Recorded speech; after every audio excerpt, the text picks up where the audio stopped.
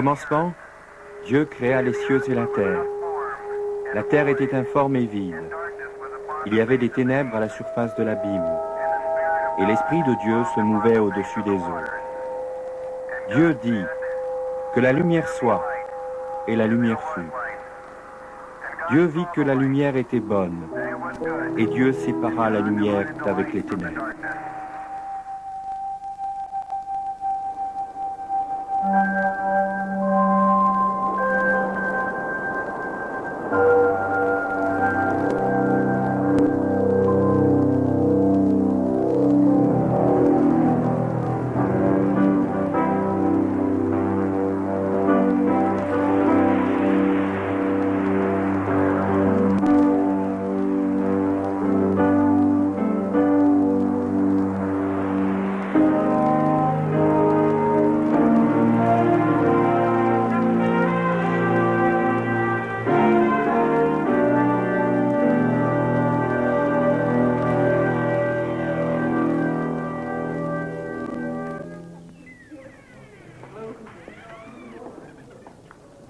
Dans presque tous les systèmes scolaires du monde, on enseigne les jeunes sur le grand mystère. Quelle est l'origine du monde? Et presque partout, on raconte la même chose. Le professeur enseigne que petit à petit, pendant des millions et des millions d'années, tout surgit, par hasard. Que l'évolution en est responsable, qu'un laps de temps énorme et que le hasard ont tout réalisé. Cependant, certains professeurs enseignent également une autre version de l'histoire. Ils continuent à considérer que la création de l'univers par un être intelligent extérieur, qu'ils appellent Dieu, reste une possibilité scientifique. Lors de ces émissions, vous allez rencontrer un brillant savant britannique, le professeur Arthur Wilder-Smith, qui est un des rares scientifiques du monde à avoir obtenu 3 doctorats. Il a publié plus de 60 livres et articles scientifiques concernant aussi bien le débat la création contre l'évolution que la biochimie, qui est son propre domaine scientifique.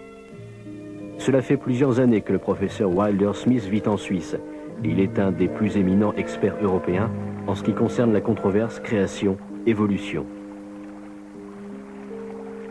Regardons le monde autour de nous d'un œil nouveau. Allons en Suisse avec le professeur Wilder-Smith et avec d'autres scientifiques hautement qualifiés et examinons les preuves, les réalités de la nature.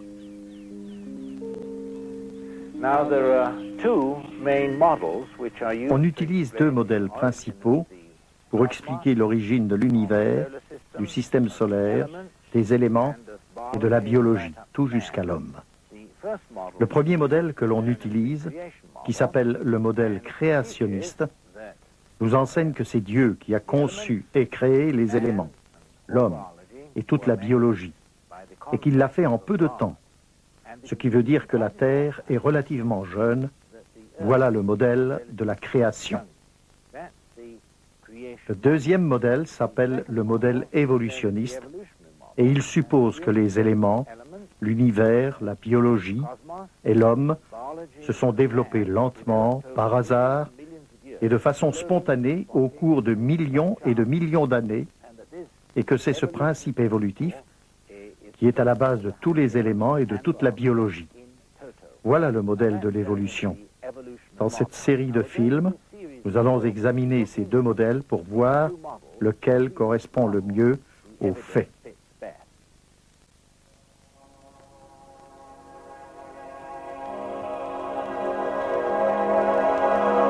Mais avant d'approfondir davantage les informations scientifiques ayant rapport à notre sujet, nous devrions peut-être regarder ce que pensaient nos ancêtres du commencement de l'univers.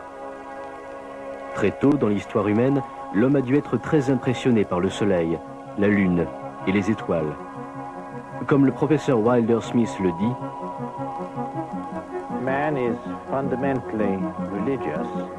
l'homme est fondamentalement religieux.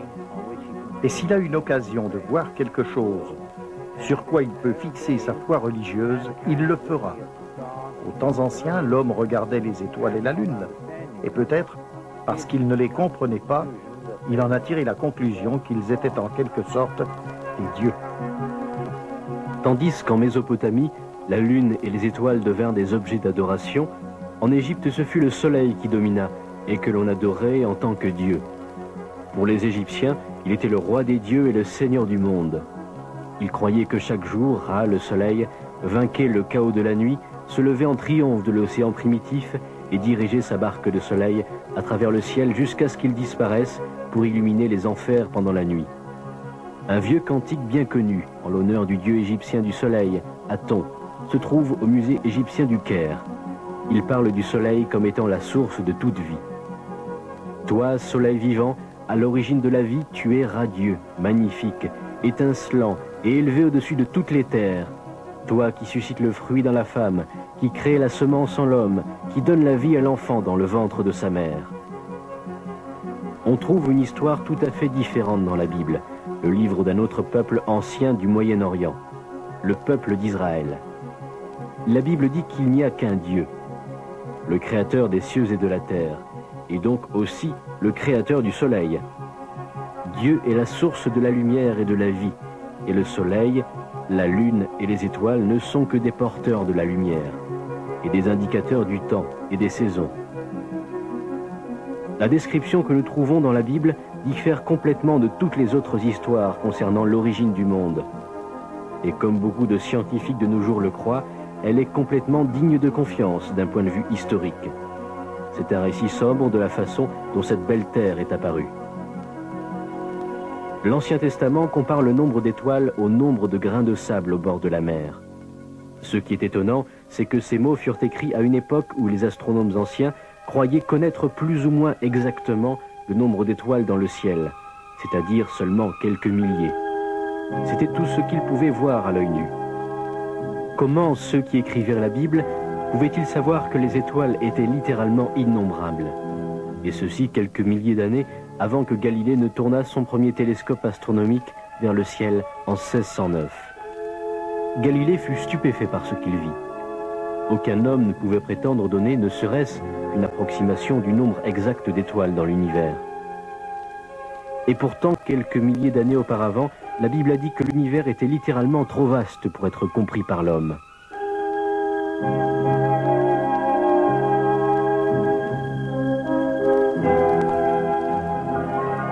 Pour nous, qui vivons au XXe siècle, le soleil est une source d'énergie importante. Une source d'énergie dont nous avons absolument besoin. Pourtant, dans notre théorie de l'évolution, tout comme les anciens Égyptiens, nous faisons du soleil l'auteur de la vie. Et comme les Babyloniens de l'ancien temps, il y en a beaucoup qui croient que la position des étoiles peut déterminer leur avenir. L'astrologie et les horoscopes jouent un rôle croissant dans la vie de beaucoup de gens, et ce rôle devient d'autant plus important que les horoscopes ont de plus en plus d'influence sur des hommes et des femmes d'aujourd'hui. Sommes-nous donc plus avancés et plus sophistiqués que les anciennes civilisations?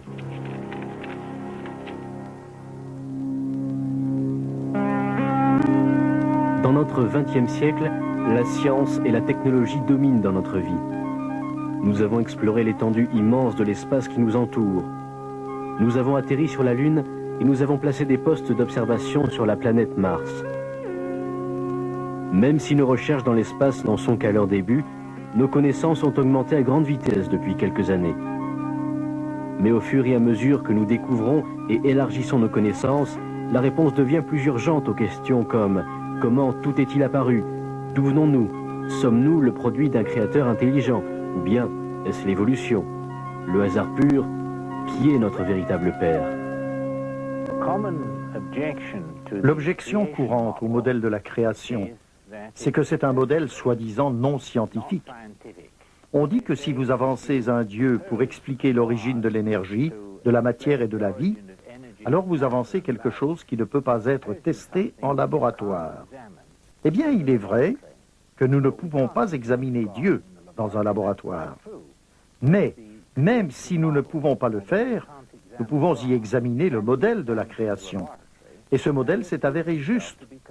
Parce que si l'homme prend la place d'un créateur, il peut, ou tout au moins il pourra probablement, dans les prochaines années à venir, créer certaines formes simples de vie. Or, le deuxième modèle, le modèle de l'évolution, prétend qu'il n'est pas nécessaire de supposer qu'il y a quelque chose en dehors de la matière et de l'énergie pour créer la vie. Cette proposition n'est pas scientifique. Nous savons parfaitement bien, malgré tous les efforts de ces dernières années pour prouver le contraire, que si on abandonne la matière à elle-même, elle ne s'organise pas. Ce dont nous avons besoin à chaque fois pour obtenir la vie, c'est qu'un être intelligent, qu'il soit homme ou Dieu, insuffle des informations dans la matière. Alors le deuxième modèle ne s'accorde pas aussi bien avec les faits scientifiques tels que nous les connaissons que le premier modèle, le modèle de la création.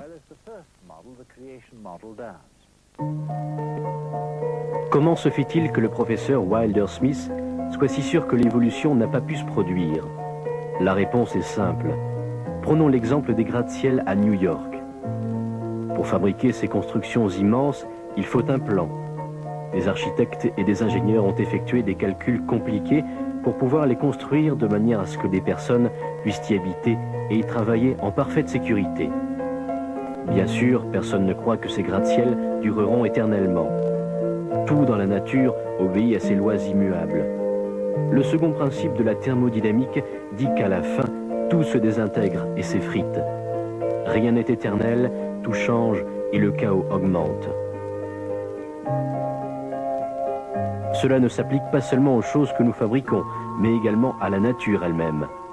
Les processus chimiques qui soutiennent la vie de notre corps deviennent moins efficaces en vieillissant. Nous connaissons tous ce principe universel. Une montre s'arrête, une voiture est détruite par la rouille. Laissés à eux-mêmes, tous les composés chimiques ont tendance à se désagréger en éléments plus simples, plutôt que de devenir plus complexes. Pour le célèbre évolutionniste Isaac Asimov, cette question d'un chaos qui augmente a servi d'inspiration pour une histoire de science-fiction. De New York, où il a écrit la plupart de ses 200 livres scientifiques et de science-fiction, Asimov nous dit pourquoi tout dans la nature retourne à la fin au chaos.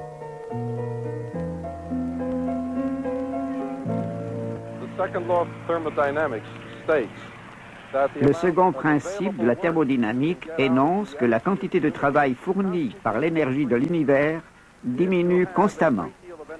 Si une grande quantité d'énergie puissante est concentrée à un endroit, de manière à avoir une température élevée ici et une température basse là, alors cette situation peut fournir du travail. Plus la différence de température est petite, et moins on obtient de travail. Or, selon le second principe de la thermodynamique, les régions chaudes ont toujours tendance à se refroidir et les régions froides ont toujours tendance à se réchauffer. Et ceci fait que l'on obtient de moins en moins de travail dans cette situation. À retrouver son niveau et non pas à se disperser. Les choses s'acheminent vers le désordre. Il y a un mot, l'entropie, qui trouve sa meilleure définition dans certaines expressions mathématiques, ce qu'utilisent d'ailleurs les physiciens théoriques. Mais si nous laissons de côté les maths, nous pouvons dire que l'entropie est une mesure du degré de désordre dans l'univers. Plus il y a de désordre, et plus l'entropie est grande. Elle est une mesure de l'égalisation de tout dans l'univers. Plus les choses dans l'univers s'équilibrent, plus l'entropie est grande. À la fin, si l'univers dure suffisamment longtemps, il semblerait que l'entropie arrive à son point maximal, tout s'égalise. Tout arrive à un degré de désordre absolu, et il ne peut plus y avoir de changement au-delà de ce point. Plus de travail, plus rien. C'est une espèce de mort. Les scientifiques ne connaissent pas d'exception à ce principe. Et quoique le docteur Asimov ne le reconnaisse pas personnellement, beaucoup de scientifiques croient que ce principe représente un véritable obstacle grave à la théorie de l'évolution, car la théorie de l'évolution suppose que les atomes s'organisent en des groupes de plus en plus complexes et ordonnés. L'évolution énonce que depuis des millions d'années, tout se développe vers le haut, en devenant plus ordonné et plus complexe.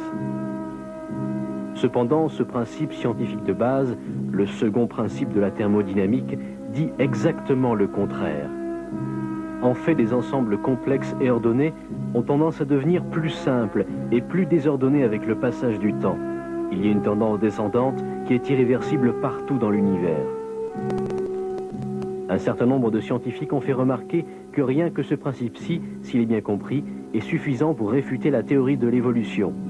En fait, c'est une des raisons les plus importantes, pour laquelle un certain nombre d'évolutionnistes ont laissé tomber leur théorie en faveur de l'idée d'une création à l'origine. Il y a au moins 23 théories d'évolution différentes concernant l'origine de ne serait-ce que notre système solaire. Pourquoi y en a-t-il tant? Parce qu'il n'y en a aucune qui corresponde aux faits. Aucune, sauf l'idée que le système a l'air d'avoir été conçu. L'univers n'a pas l'air de quelque chose qui a été formé simplement par une explosion et par des accidents arrivés par hasard. L'univers fonctionne selon des principes exacts et son fonctionnement est ordonné.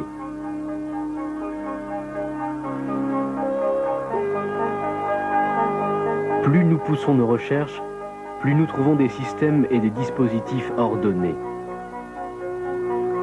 Tout ceci serait-il arrivé par accident?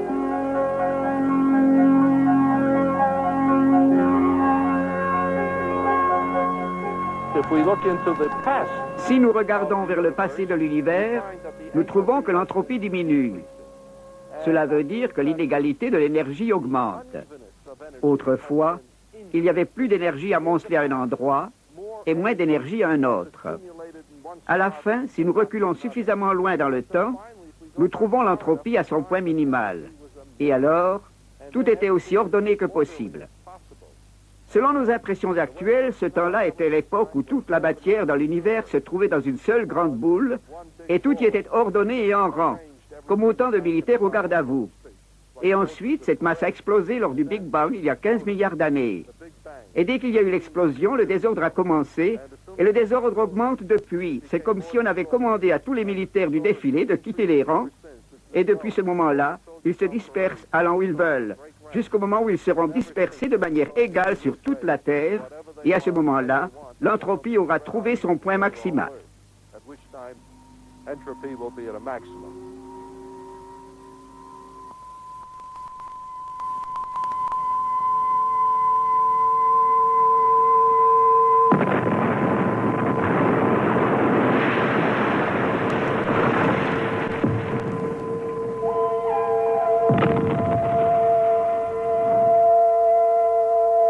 Un Big Bang peut-il vraiment fournir l'explication d'un univers très complexe et très ordonné tel que nous le connaissons?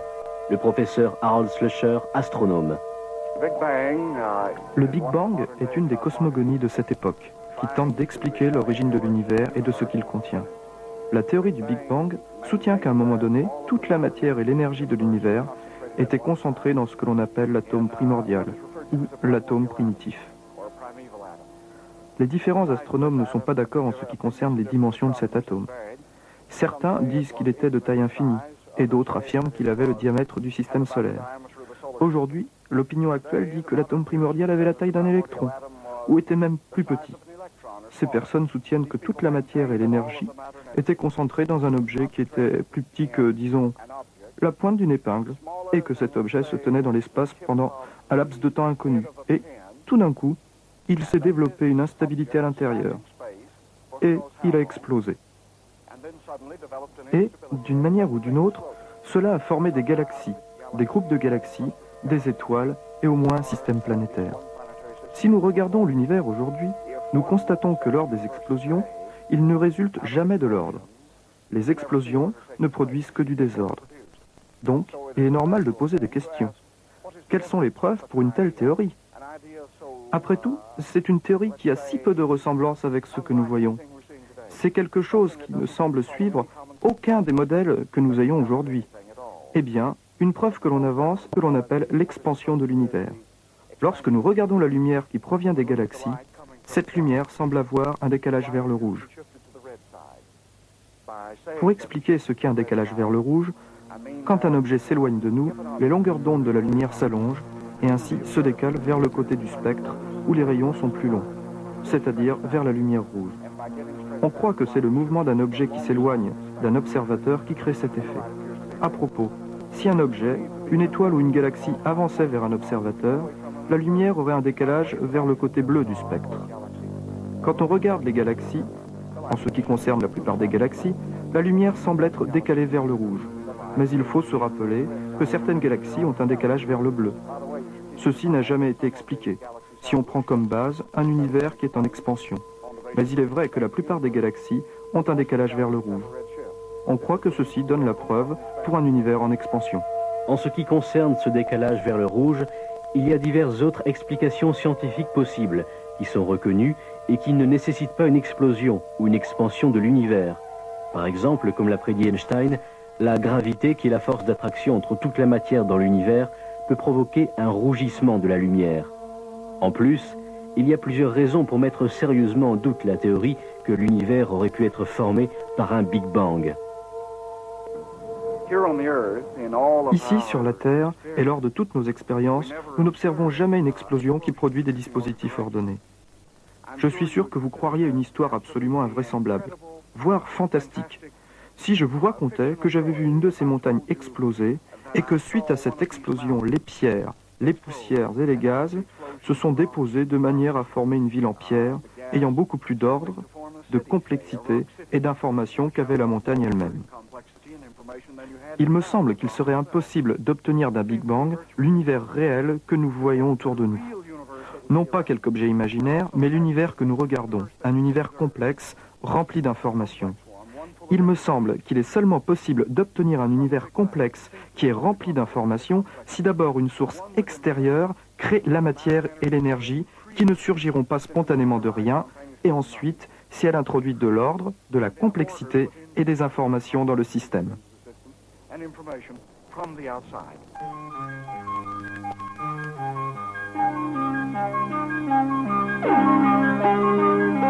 Ainsi, pour créer tout genre de développement ou d'organisation complexe à l'intérieur d'un système clos, il faut de l'énergie et des informations venues de l'extérieur. Les évolutionnistes soutiennent que notre Terre n'est pas du tout un système fermé, mais qu'elle est ouverte par rapport à l'énergie du Soleil et que ce fut l'énergie des rayons du Soleil, par exemple, qui créa la vie sur notre belle planète. Mais l'énergie est-elle suffisante pour ceci, même lorsqu'il y a un système ouvert ?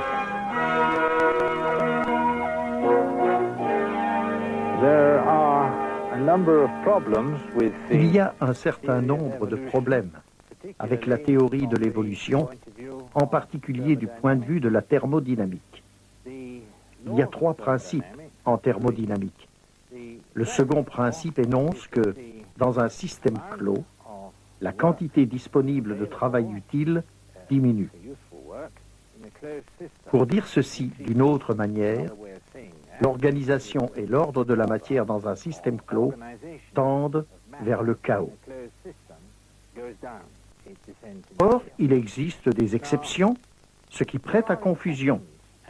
Si l'on prend, disons, quelque chose de mort, comme une branche qui autrefois poussait et utilisait l'énergie du soleil pour augmenter son ordre, mais qui est morte aujourd'hui, et si j'expose cette branche à la lumière du soleil dans un système ouvert, cette branche se réchauffera. En fait, elle est assez chaude maintenant parce que le soleil chauffe assez bien. Cela veut dire que son organisation est en train de diminuer, que son entropie est en train d'augmenter. Or, ceci se passant dans un système ouvert, pourquoi son organisation ne s'accroît-elle pas?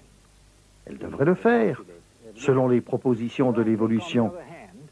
Si par contre je prends non pas une branche morte, mais quelque chose de vivant, comme cette jolie petite orchidée que voici, cette orchidée est en train d'absorber l'énergie du soleil de la même manière que la branche. Mais l'énergie du soleil qui tombe dessus est utilisée par des réactions couplées pour augmenter l'ordre et pour croître. La chlorophylle en est responsable. Mais si je tue cette orchidée, si je l'accueille et la laisse mourir, alors l'énergie du soleil lui tomberait dessus et ensuite elle se réchaufferait et elle serait davantage désorganisée. Quelle est la différence entre la branche qui est morte et l'orchidée qui est vivante? La différence réside dans le fait que l'orchidée a une téléonomie active, selon les termes des scientifiques. C'est une machine qui capte l'énergie pour augmenter l'ordre. Cette machine-ci est morte et elle ne capte pas l'énergie pour diminuer le désordre et augmenter l'ordre. Voilà la différence. D'où vient la téléonomie?